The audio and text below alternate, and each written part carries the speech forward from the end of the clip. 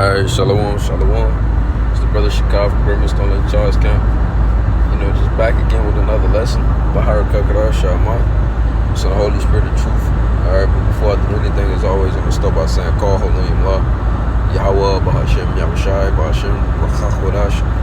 It's all praises to the Father, in the name of His only begotten Son, in the name of the Holy Spirit. Which is give double honors to the elders of Israel, which are the elders and apostles of Great Millstone who teach them well. And Wabla Bakia Shaya Sharala, which is peace and love to the elect Israel. Alright. And as you can see, I have Matthew the 7th chapter. Alright. Specifically the 13th, 14th verse. Alright, which is a verse we all know.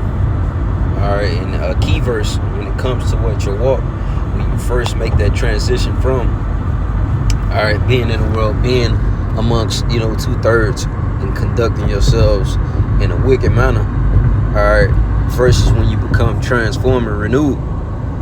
Alright, by the word. Alright, you have to make that change, but you have to know what comes with the change, man. Alright, because in the book of Thessalonians, it says that we were appointed unto these fiery trials, man, these afflictions.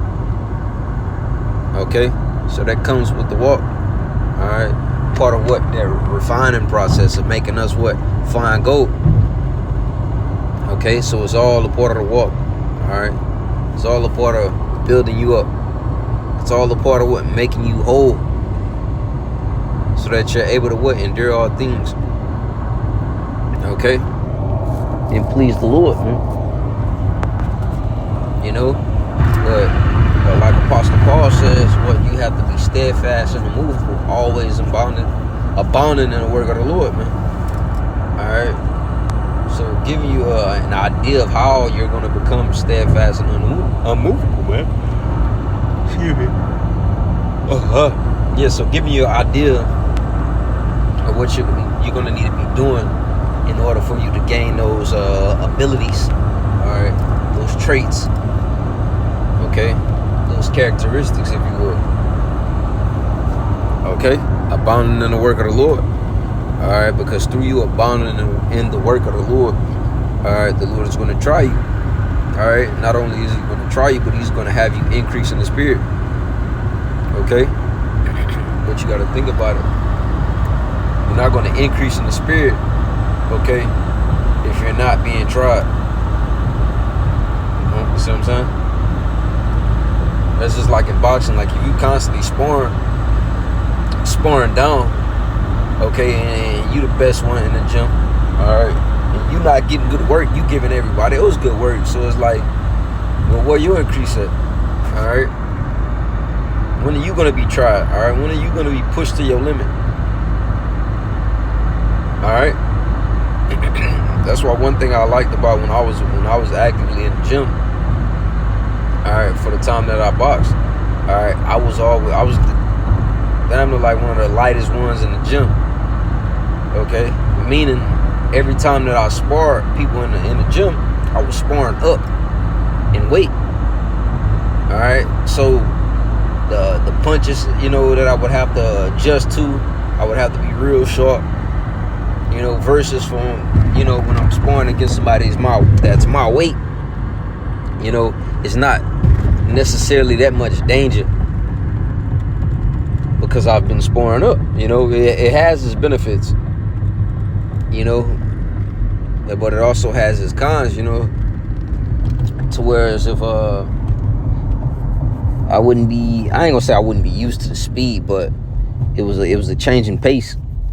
All right, sparring, heavier guys, and then going back to in a fight, and you fighting somebody that's lighter in your size. Although you can withstand the power, but nevertheless, though, you have to train. All right, but you have to train hard. All right, and the way that we train is through gaining and building ourselves up through the precepts, growing in the spirit. All right. And these trials that we go through, so this is Matthew 7:13. It says, enter ye at the strait gate, All right, and that straight gate goes into what? That path of difficulty, man. All right. And that's how we're going to become better. All right, through what? Entering into the straight gate, man. In the book of 2nd Ezra to speak. Well, I got it pulled up. I'm gonna just finish the verse off. These 2 verses. It says, "Enter ye at the straight gate, for wide is the gate, and broad is the way that leadeth to destruction, and many there be which go in thereat." It says, because straight is the gate, and narrow is the way which leadeth into life, and few there be that find it, man. All right, so we have to enter at that straight gate. All right, and not that broad path that leadeth to destruction, man. All right, because the rest of the world on that broad way, man. All right, that leadeth to destruction. All right, which is why they're basically contrary to Yahweh Shem Yahushua. All right, so this is 2nd Ezra 7, and I ended off on this because I'm shortly approaching the destination. So this 2nd Ezra 7 and 6, it says, there's also another thing. A city is builded and set upon a broad field, and is full of good things. It says the entrance thereof is narrow. All right, that straight gate. It says, and it's set dangerous. And it's set in a dangerous place to fall, like as if there were a fire on the right and on the left a deep water. All right. It says, and only one path between them, even between the fire and the water, so small that there could but one man go there at once. All right. If this city now were given into a man for an inheritance, if he never shall pass the danger set before it, how shall he receive the inheritance? So we have to go through it. All right, on that straight path. That's how we're going to get there, man. It says that back in that Matthew 7. All right, because straight is the gate and narrow is the way.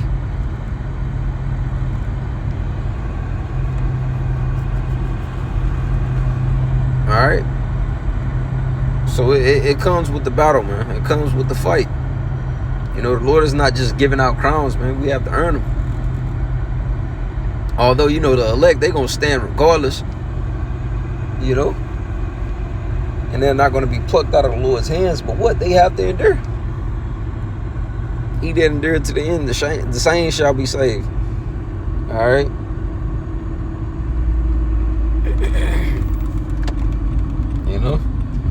So we just have to make adjustments and not be too caught off in our emotions.